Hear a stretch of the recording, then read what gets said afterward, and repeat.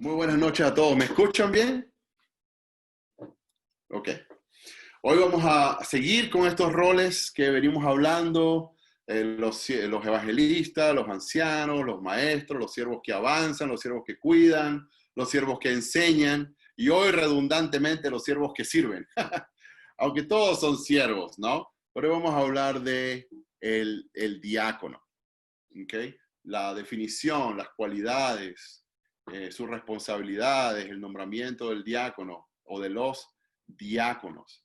Y bueno, vamos a entrar en este tema. Antes, recordarles a todos, como hemos hecho antes, que todos somos siervos, todos somos sacerdotes, todos somos líderes. Lideramos a un mundo perdido hacia Dios. Servimos a un mundo perdido hacia Dios. Tenemos la responsabilidad ante Dios de ser estos sacerdotes que muestran a Dios, que ayudan en la redención, que interceden por los demás, que distribuyen los recursos a los necesitados. Esa es la responsabilidad de cada uno de nosotros. Todos estamos llamados a evangelizar, todos estamos llamados a enseñar, todos estamos llamados a pastorear, todos estamos llamados a cuidar. Todos y cada uno de nosotros como discípulos de Cristo. Solo que dentro del rebaño, dentro de la congregación, tenemos hermanos y aún hermanas que Dios escoge para ser un ejemplo en cada una de estas áreas. Amén. Entonces, para entrar en tema, seguimos con la escritura de Efesios 4:11 que venimos conversando, que Cristo dio regalos o los dones a la iglesia en la forma de apóstoles, profetas, los evangelistas y los pastores y maestros. Ellos tienen la responsabilidad de preparar al pueblo de Dios para que lleve a cabo la obra de Dios y edifique la iglesia, es decir, el cuerpo de Cristo. Esa es la responsabilidad del evangelista, del anciano, del maestro. Pero ¿sabes qué? Ellos no pueden preparar al pueblo de Dios sin ayuda. Dios es muy sabio, ¿no? Y por eso es que Dios le regala a la iglesia a los diáconos y aún a las diaconisas. Porque el maestro, el evangelista, el anciano no pueden cubrir todas las necesidades de la iglesia. Hay cosas que ellos no pueden hacer y necesitan ayuda. Y ahí es donde entra esa cuarta parte del liderazgo de la iglesia en la forma de los diáconos o el diaconado. Entonces, definamos qué es un diácono. Y para eso vamos a ir a 1 Timoteo 3:10 y a Hechos 6, versículo 3. Entonces, vamos primero acá a definir lo que es un diácono. Bueno, la palabra diácono viene del griego diaconeo, que se encuentra en 1 Timoteo 3:10. Dice que sirvan como diáconos. Y ahorita vamos a explorar más 1 Timoteo 3 en su contexto. Pero dice que sirvan como diáconos. Esa palabra diáconos es diaconeo. ¿Y qué es diaconeo? Bueno, significa varias cosas. Por ejemplo, ser un sirviente, asistente, servir, ministrar, suministrar alimentos y necesidades de la vida, aliviar las necesidades propias, distribuir, cuidar a los pobres y enfermos, administrar, atender cualquier cosa que se pueda servir a los intereses de otros. El significado es servir en su forma más generalizada. Es alguien que se dedica a servir. Y como ven el significado, puede servir en muchas cosas. Y vamos a hablar de la responsabilidad en un momentito, en cuáles cosas. Pero como ves, el significado es bien variado, ¿no? Que te da la palabra diaconeo. Pero el punto es que es alguien que sirve, ¿no? No quiere decir que porque es alguien que sirve es menos importante o de segunda clase en la iglesia, todo lo contrario, ¿ok? Es alguien que sirve y para Dios saben que eso vale mucho. Entonces, dentro de su definición también, en Hechos 6:1, encontramos dónde nace esta palabra, o de qué necesidad nace esta palabra, o qué ocurrió. Vamos a Hechos 6, Hechos capítulo 6, versículo 1, dice, en aquellos días, al aumentar el número de los discípulos, se quejaron los judíos de habla griega contra los de habla aramea. Ay, en la Biblia se quejaba la gente. ¡Ah! Sí, po. Los de habla griega se estaban quejando contra los de habla aramea. de que sus viudas eran desatendidas en la distribución diaria de los alimentos. Es decir, había como favoritismo, ¿no? A las viudas de habla griega, las estaban dejando como, hey, sin comida. Les estaban dando más quizás, no sé si le daban doble porción a las arameas o a las griegas no le estaban dando nada. Pero algo estaba pasando que se quejaron. Hey, ¿qué es lo que está pasando? Me dejaron aquí pasando hambre. Así que los 12 reunieron a toda la comunidad de los discípulos y les dijeron, no está bien que nosotros, los apóstoles, descuidemos el ministerio de la palabra de Dios para servir las mesas o para cubrir esta necesidad de las hermanas de habla aramea. Si ustedes se recuerdan al principio de Hechos, en Hechos 2, dice que todo el mundo traía sus cosas a los pies de los apóstoles y ellos se encargaban de asegurarse que a nadie le faltara nada. ¿Se acuerdan de eso? Pero el número de discípulos fue creciendo y ya fue mucho para ellos. Y los apóstoles reconocen la necesidad. Wow, esto hay que hacerlo, esto es importante. Aquí no puede haber gente que tenga comida y gente que no. No está bien que unas viudas tengan más que otras. Pero tampoco dijeron, entonces yo me hago cargo. Yo dejo la predicación, yo dejo el ministerio de la palabra y yo me hago cargo. No, siguiendo el ejemplo de Moisés, que Yetro le dio el consejo, hey, pide ayuda, Moisés, no lo hagas tú todo solo. Ellos dijeron, no está bien que nosotros los apóstoles descuidemos el ministerio de la palabra de Dios para servir las mesas, pero las mesas hay que servirlas. Entonces, ¿qué hicieron? Bueno, versículo 3.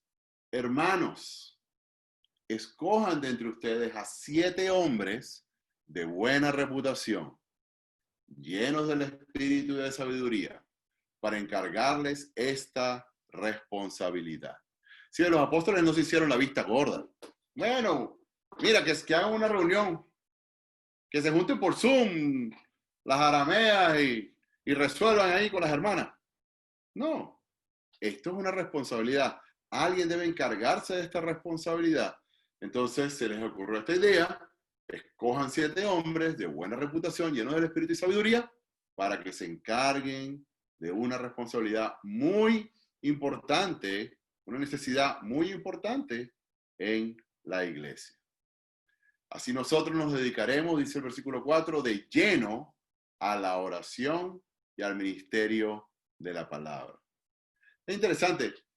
Si no hay personas que cubran las necesidades, que se hagan responsables de cubrir estas necesidades parecidas en la iglesia, no podemos tener hermanos que se dediquen de lleno a la oración y al ministerio de la palabra, lo cual es sumamente importante.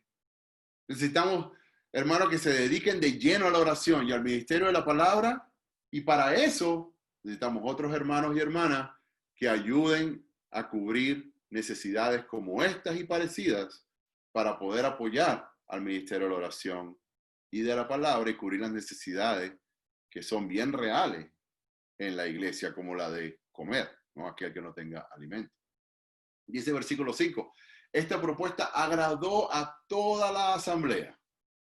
Escogieron a Esteban, hombre lleno de fe y del Espíritu Santo, y a Felipe, y a Prócoro, a Nicanor, a Timón, a Parmenas y a Nicolás. Si alguien va a tener un bebé, tienen unas ideas para nombrar un bebecito, ¿no? Bueno, los presentaron a los apóstoles, quienes oraron y les impusieron las manos. No sé quién le pondría a su hijo Prócoro, pero bueno. Procorito, sí. Nicanorcito. Bueno, pero lo interesante es que estos hombres fueron escogidos por la iglesia. Dijo, mira, estos hermanos son llenos de fe, llenos del Espíritu Santo, y los apóstoles aprobaron eso. Y les dieron esa autoridad y les pusieron las manos y oraron por ellos. Y de aquí nace, ¿no? Esa responsabilidad del diaconado, del servir, del cuidar, que obviamente no es limitada a la comida. Ese es un ejemplo, ¿no? ¿Qué más vemos en Hechos 6.3? ¿O qué sacamos de Hechos 6.3? Bueno, vemos que la responsabilidad del diácono es de servir. Servir en las responsabilidades que los apóstoles no podían cubrir. Eso es lo que vemos en Hechos 6:3. Ellos estaban ahí para servir en las responsabilidades que los apóstoles mismos no podían cubrir. Y más adelante los ves trabajando con los ancianos también en Corintio, seguro apoyando el trabajo de los ancianos, aunque no lo especifica porque solamente los saluda. Saludos a los ancianos y a los diáconos. Pero interesante que los nombra a los dos. Seguro que estaban apoyando el trabajo de los ancianos una vez que ya no había apóstoles, ¿no?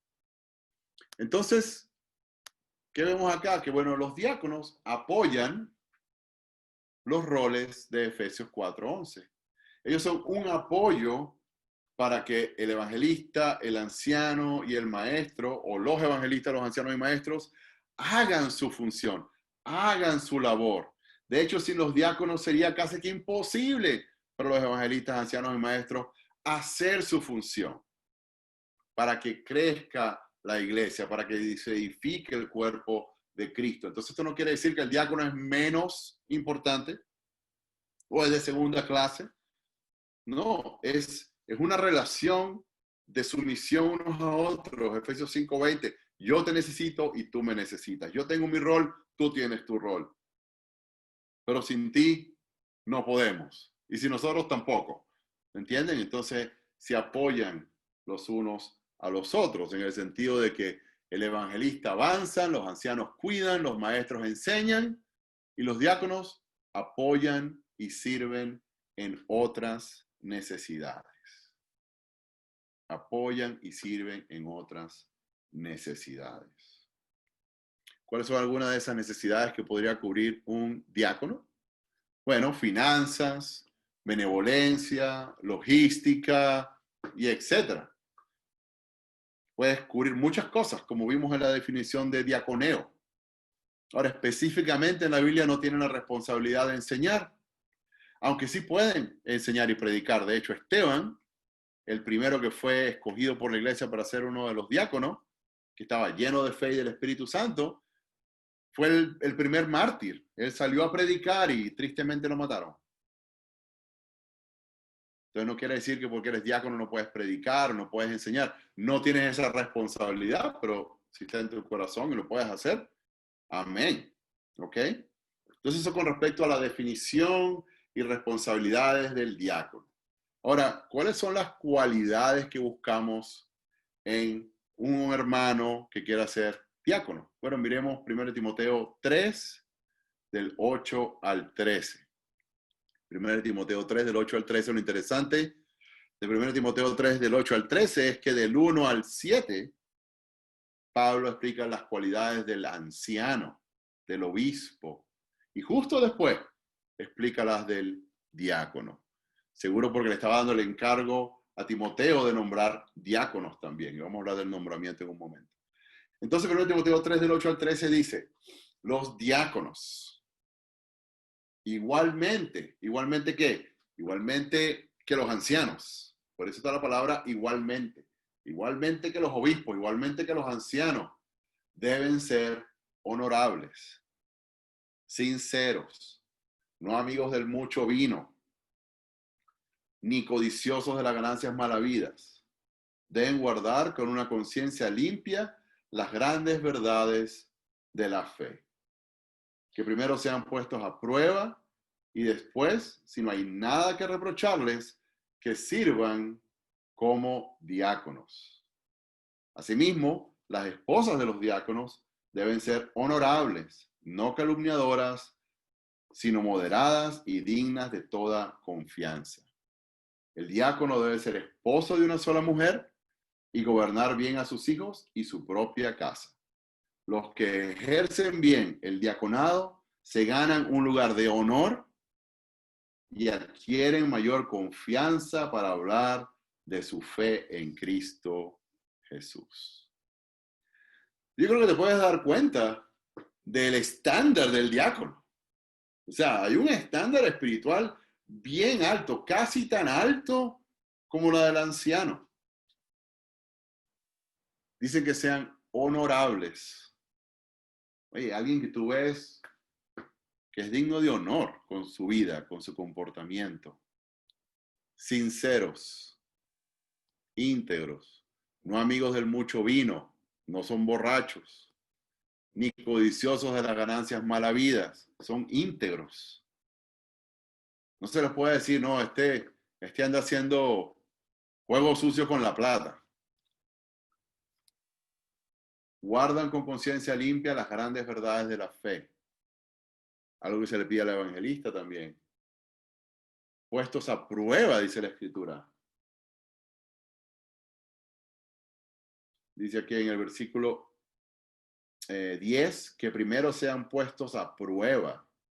Y después, si no hay nada que reprocharles, que sirvan como diáconos. Algo interesante que no se dice del anciano, no se dice del evangelista, no se dice del maestro, pero se dice del diácono, que sean puestos a prueba. Yo creo que todos los que quieran servir en el liderazgo en la iglesia deberían ser puestos a prueba. Nadie debería estar sirviendo que no haya pasado la prueba de ser honrable, sincero, honorable, íntegro, ¿no? Si se le va a exigir al diácono, ciertamente se le debe exigir a todos los demás. Esposo de una sola mujer, que ya sabemos lo que eso significa, lo hemos estudiado, ¿verdad? Fiel a su esposa. Gobernar bien a sus hijos, ya sabemos lo que eso significa, lo vimos con el anciano. Y gobernar bien su propia casa. Esas son las cualidades del diácono. Tú quieres ser diácono en la iglesia, esta es la expectativa. Queremos nombrar diáconos en la iglesia, esta es la expectativa. Conseguir hombres, hermanos en la congregación con estas cualidades. De nuevo, no es una lista, son cualidades del corazón. ¿Pasa la prueba el hermano o no pasa la prueba?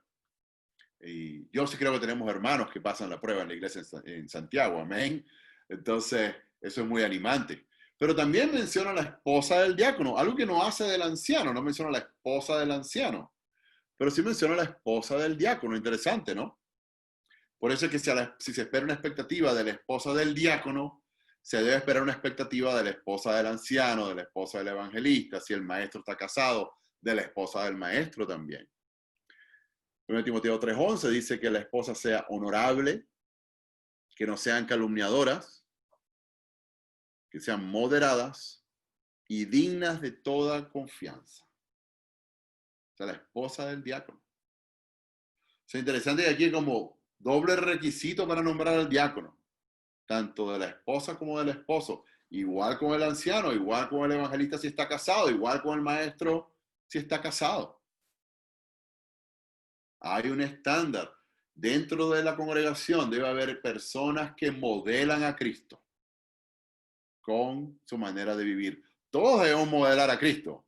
Todos estamos llamados a ser como Cristo. Algunos somos un poco más débiles en eso y tenemos que crecer. Pero hay otros que ya han crecido, ya van al frente, ya son un ejemplo. Y eso es lo que se pide de la esposa del diácono. Ahora, puede ser una mujer diácono o diaconisa. Bueno, hay una escritura que menciona la palabra diaconisa, que la quería nombrar dentro de las cualidades. Y está en Romanos 16, versículo 1. Este es al final de Romanos, cuando se despide Pablo de los discípulos en Roma. Se está despidiendo y les dice el versículo 1, les recomiendo a nuestra hermana Febe, diaconisa, dice la Biblia. En otras versiones dice servidora de la iglesia de Cencreas, una ciudad que estaba en Corinto, que es en la costa. Les pido que la reciban dignamente en el Señor, como conviene hacerlo entre hermanos en la fe. Preséntenle toda la ayuda que necesite, porque ella ha ayudado a muchas personas, entre las que me encuentro, entre las que me cuento yo, ¿no? Interesante, porque esperamos que todas las hermanas en la iglesia sirvan, sean servidoras, pero esta hermana como que era un ejemplo de, ¿no? Y no sabemos en verdad qué hacía Febe, cuál era su rol, por qué era diaconisa, de qué se encargaba. No lo dice la Biblia ni lo sabemos. Pero sabemos que era alguien que se destacaba por su servicio en una u otra forma. Y Pablo está diciendo, por favor, ayúdenla, recíbenla con cariño. Entonces, aunque deberíamos recibir con cariño a todos los discípulos, evidentemente. Entonces, cualidades para una hermana que quiera ser diácono o diaconisa en este caso, bueno, las mismas cualidades que aplican para el diácono y evidentemente las cualidades que aplican para la esposa del diácono. Honorable, no calumniadora, moderada, dignas de confianza, ¿no? Tu hermana, tú podrías ser una diaconisa en la iglesia. Alguien que sirve en algún rol específico para servir a toda la iglesia. Quizás haya necesidad para eso en algún momento en Santiago, no sé. Pero este es el estándar que pide Dios. Honorables, no calumniadoras, moderadas, dignas de toda confianza. Amén. Y esto es bien importante porque necesitamos estos roles en la iglesia, necesitamos la ayuda, necesitamos hombres y mujeres que digan, yo quiero servir, qué necesidades hay, que apoyen a toda la iglesia en Santiago, a toda la iglesia en Chile, cuenta conmigo, ¿no? Necesitamos de esos hombres y mujeres y para todas las responsabilidades que tenemos. Entonces, esto es básicamente las cualidades, las responsabilidades, la definición del diácono, sencillamente alguien que sirve de todo corazón a toda la congregación. ¿Cuántos diáconos se puede tener en una iglesia? Bueno, no sé, aquí en Hechos 6 vimos que nombraron a 7. Perdón, y se calcula que era una iglesia como de 10,000 personas a lo mínimo, porque eran 5,000 hombres, quizás 10, 15, 20,000 personas, no sabemos cuántos discípulos había. Entonces 7 me parece que eran como pocos, pero depende de cada iglesia. Cada congregación tiene sus necesidades diferentes y va a escoger y va a necesitar los diáconos o diaconisas que requiera para cubrir sus necesidades. Amén. ¿Cómo es el nombramiento de un diácono?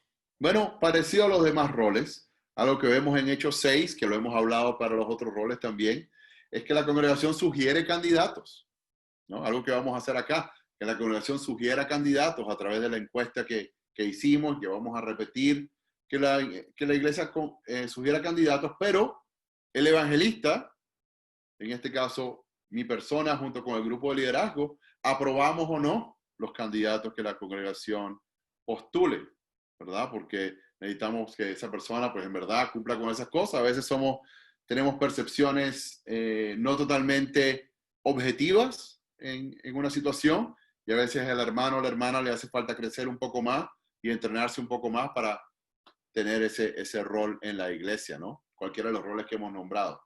Y en el caso del diácono no es diferente. Y el evangelista al final, como hizo Timoteo en Éfeso, nombra diáconos, nombra ancianos, nombra otros evangelistas. Amén. Entonces es básicamente lo que quería presentarles el día de hoy. Es un tema corto, no es tan largo, no hay tanta discusión en el tema, honestamente leyendo diferentes libros, leyendo Douglas Jacoby y otros autores dentro y fuera de nuestras congregaciones. Esto es bien estándar, el diácono sirve en diferentes capacidades, en capacidades importantes para la iglesia, y ya queda a discreción de cada congregación cuántos diáconos y en qué roles necesitan servir estos hermanos o hermanas. Entonces, bueno, lo quería abrir ahora para preguntas, si tienen alguna inquietud, abrir los micrófonos. Ahí Héctor me ayuda, Victoria y Rodrigo Salas también me van a ayudar a ver quienes tengan preguntas para abrir los micrófonos. Entonces, hola Nelson, quería hacer una consulta. Generalmente hay muchos hermanos que tienen el don de servir y no necesariamente son nombrados diáconos.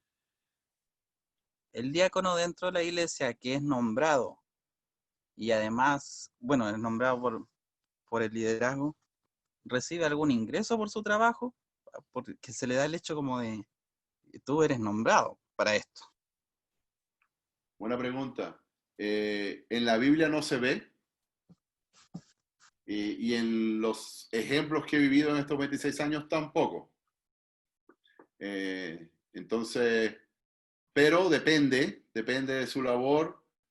Por lo menos si han existido diáconos por mucho tiempo que ejercen una función, digamos, administrativa, por ejemplo, donde es tanto la carga que su trabajo termina siendo ese nomás, o sea, 100%. Bueno, de hecho, en la iglesia donde venimos nosotros en Broward, Se puede decir que Mary Hathaway es la diaconisa de la administración y su trabajo es ese. O sea, ella no tiene otro trabajo. Ella trabaja para la iglesia a tiempo completo como un empleado de la iglesia sirviendo en la capacidad de administradora. Y de hecho, no es la única. De hecho, en esa oficina hay como 5 personas que ejercen esa labor. No son nombrados diáconos dentro de la iglesia necesariamente, porque hay otros que tienen un rol sencillamente operativo y administrativo, y es como un empleado que deposita los cheques o cosas así. Pero hay otros que sí tienen ese rol ministerial. Y el ejemplo que yo he visto es más en la administración, dependiendo del tiempo que les consuma, reciben alguna remuneración pequeña o total, en el caso de Mary Hathaway, y en otros roles no los he visto necesariamente, ¿no?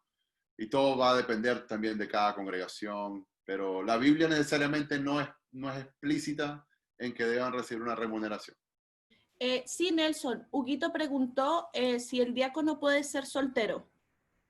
Sí, no necesariamente tiene que estar casado, igual que hablábamos del evangelista, tampoco tiene que estar casado, o el maestro. Pero si está casado, pues tiene que cumplir con tener esas cualidades de llevar bien su casa, hombre de una sola mujer, ¿no?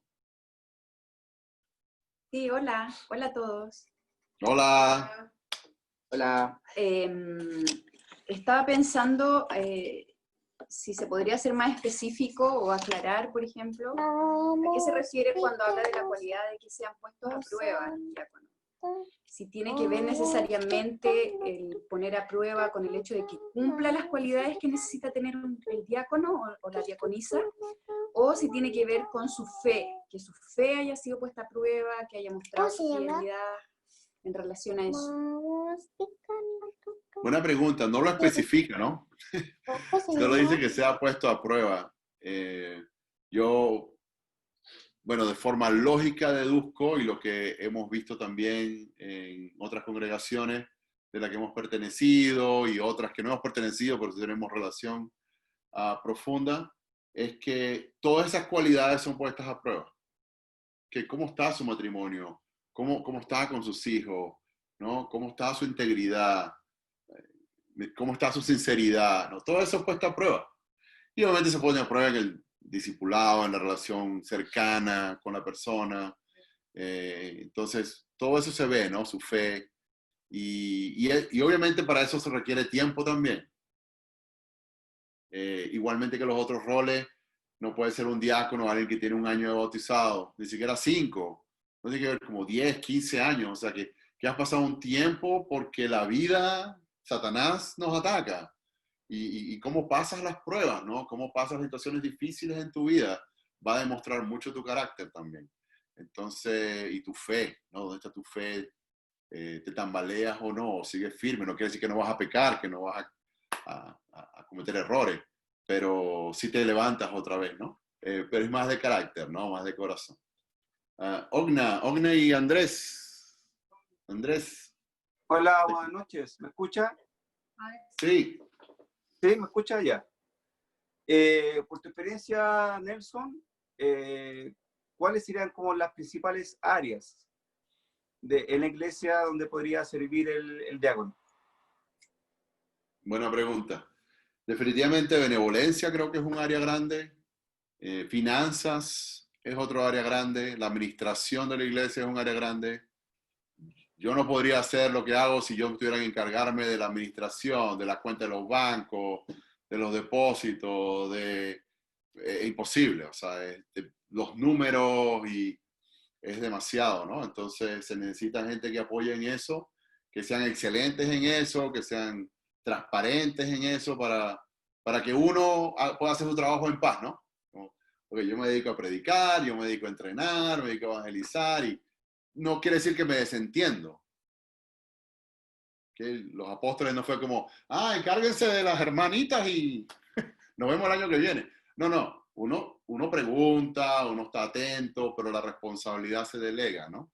Entonces, esas áreas yo creo. Ahora, hay iglesias donde yo he escuchado que ponen a diácono de todo, ¿no? Diácono de música, diácono de sillas, diácono de abrir la puerta, diácono de... Y yo, bueno, hermano, miremos las cualidades del hermano primero, porque a veces es como cualquier persona, y esa no es la idea. En verdad, el llamado es bien alto, o sea, es tan alto como el del anciano casi. Están ahí. Entonces, es una gran responsabilidad, y sí creo que deben ser para cosas que sirven a toda la iglesia, ¿no? En temas grandes. Ahora, de nuevo, cada congregación, cada líder quizás, cada evangelista, cada anciano, dice, mira, ¿saben qué? Si esto no lo cubre alguien, yo no voy a poder hacerlo, ¿no? Entonces busquemos a alguien que pueda hacer esto en la congregación. Y sí, por ejemplo, en Estados Unidos nombramos a José Hasbún y Karen Hasbún, bueno, más a José Hasbún de diácono, y era un apoyo increíble, o sea, todo lo que tenía que ver con las finanzas, el edificio, el salón donde nos reuníamos, la conexión con el Ministerio de Inglés, se encargaban ellos. Y empezaron por el Ministerio de Niños también, aunque el Ministerio de Niños no era necesariamente, fue donde se entrenaron para ser diáconos, porque es un ministerio que requiere mucho servicio también. Y después de ahí ya tomaron un rol de todo el ministerio. Y ahí es cuando fueron nombrados diáconos. Mi esposa del diácono en ese caso. Era, pero complementar, ¿no? Porque cuando preguntaban, o cuando dijeron los hermanos ahí que cualquiera puede servir, eso es cierto, y de hecho todos estamos llamados a servir, y muchos lo están haciendo en distintas áreas o distintas cosas dentro de su grupo, pero es interesante porque, por ejemplo, cuando habla de encargarse de la comida para las viudas, del cuidado de las viudas, tenía que ver con que tenían que estar preparados y entrenados para hacerlo, porque tenían que darle el alimento que cubriera 7 días, los 7 días de la semana, tenían que saber a quiénes le habían dado, a quiénes no, tenían que saber hasta si se estaban repitiendo o no se estaban repitiendo. Yo había estado estudiando acerca de esa escritura en Hechos, y precisamente no era como llegar y hacer cualquier cosa, tenían que estar súper preocupados de la alimentación, pero con un nivel de detalle muy fuerte. Entonces, sí, todos servían, pero también tiene que ver con lo que decía la escritura de Hechos, que tenían que ser hombres que fueran llenos del Espíritu Santo, que pudieran tomar buenas decisiones, que pudieran decidir, a esta hermana se le da 5, a esta otra hermana se le da 10, a esta hermana ya le di, y se coló en la fila de nuevo, no sé, por decirlo de alguna manera. Tenían que ser como súper ordenados también y muy detallistas en la cosa, en el servicio que estaban haciendo. Entonces, esto como para complementar un poco la escritura, había leído al respecto porque me llamaba la atención, era como, pero es atender a las viudas, ¿no? Y no, porque tenían un montón de requisitos por debajo del servicio que tenían que hacer, tenían que estar muy pendientes de ellas, y eran de distintas culturas, entonces no era como tan simple llegar y atenderlas. Y por eso requería también hombres bien preparados y entrenados. Lo comparto más que nada como para animar a los hermanos también a que siempre es algo que necesitamos estar haciendo, como entrenándonos, preparándonos, aprendiendo. Y sí me llamó harto la atención la escritura en Hechos, que dijera que nombrara nombres llenos del Espíritu Santo y de sabiduría. Como que me hizo un clic, el que una de las condiciones fuera esa, llenos del Espíritu Santo y de sabiduría también, para las personas que fueran a ser nombradas como diáconos. De alguna manera como que fue bien exigente el nombramiento.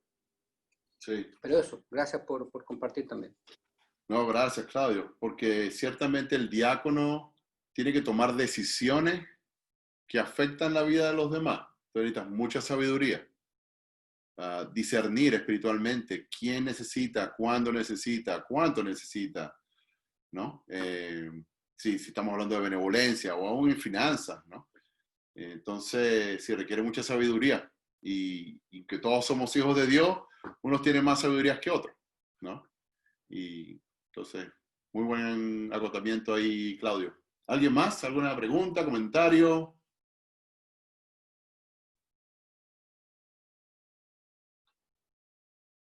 Agustín, Nelson. Tenía una consulta como para aclarar, debido a que existen diaconisas, ¿Y la esposa del diácono es diaconisa o es solo esposa del diácono o pueden ser ambas cosas? Como puede hacer o no el rol, digamos, a eso me refiero. Sí y no, pero todo lo contrario. Ya. No. Sí, me imagino que la esposa del diácono puede ser diaconisa o puede ser solamente la esposa del diácono. Creo que todo depende de lo que sea su don y ella desea ser. Ser esposa del diácono no creo que significa que eres diaconisa. Y ser diaconisa no quiere decir que sea la esposa del diácono. Pero si eres la esposa del diácono puede ser diaconisa. Entonces sí y no, pero todo lo contrario. Si se entiende lo que te quiero explicar, ¿no? Pues tú puedes ser la esposa del diácono, pero no necesitas ejercer ese rol. Pero sí tienes que ser llamado a un estándar. Solo por ser la esposa del que sirve ese rol. ¿Me entiendes? Al final es el mismo estándar. La pregunta es, ¿quiere o puede? Quizás la hermana quiere pero no puede por trabajo, por la vida, por los niños, no sé. Y tiene las cualidades y todo, pero no le da la vida para servir en esa capacidad, ¿no? Entonces, no la vas a obligar tampoco. Sí, Nelson, otra pregunta. Ahora que nos estamos organizando como iglesia por zona, ¿cierto? O sector geográfico, ¿sería ideal que haya un diácono en cada zona para ver asuntos de benevolencia, bueno, temas de finanzas, particularmente quizás benevolencia, ¿no? Lo que estamos haciendo ahora por zona, que es como orientar una ayuda hacia algo específico, pero ¿es lo ideal dentro de una comunidad, un grupo de familia? Podría ser, depende del tamaño, depende del número de hermanos, depende de la necesidad de la iglesia y depende sobre todo de las cualidades de los hermanos y hermanas, ¿no? Creo que eso es lo más premiante, tener los hermanos con esas cualidades y entonces después ver si se necesita, ¿no? Lo ideal es que todos nosotros acá nos estemos entrenando para tener esas cualidades. Ojalá que cuando haga la necesidad no sea como, necesito un diácono, pero no tengo ninguno con quien contar, ¿no? Así pasa muchas veces, tristemente. Entonces, pero sí, quizás se puede llegar allá. Hay que empezar como estamos haciendo en toda la iglesia con los roles y después más adelante, a la medida que vamos creciendo, yo creo que vamos a necesitar evangelistas en cada zona, ancianos en cada zona, maestros en cada zona, diáconos en cada zona, ¿no? Sueñen con eso, hermanos. El trabajo en Chile, estamos en pañales. O sea, ahora es cuando hay trabajo por hacer, gente por evangelizar, gente por bautizar, comunas por plantar iglesias. Entonces, soñemos. Amén.